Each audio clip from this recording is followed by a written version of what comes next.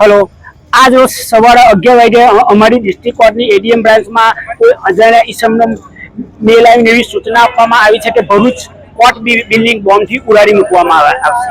એ સૂચના ડિસ્ટ્રિક્ટ જજ સાહેબ દ્વારા અમને મળતા અમોએ અને અમારી ટીમે સર્વે ભેગા મળીને આખી કોર્ટ બિલ્ડિંગ ખાલી કરાવી દીધી છે અને બધા પક્ષકારોને પણ સૂચના આપી દેવામાં આવી છે કે જ્યાં સુધી આગામી કોઈ પણ પ્રકારની સૂચના ન મળે ત્યાં સુધી કોઈ પણ વ્યક્તિએ કે અથવા મારા વકીલ મિત્રોએ કોર્ટ બિલ્ડિંગમાં પ્રવેશ કરવો નહીં. અને અમોએ દરેક કોર્ટને એવી જાણ પણ કરી દીધી છે કે જે વકીલ સાહેબનું ને પક્ષકારનું કામ જે પરિસ્થિતિમાં કે જે સ્થિતિમાં હોય એ સ્ટેજ રાખવા માટે અમોએ વિનંતી બધાને કરી દીધી છે. હાલમાં કોર્ટમાં શું ચાલી રહ્યું છે?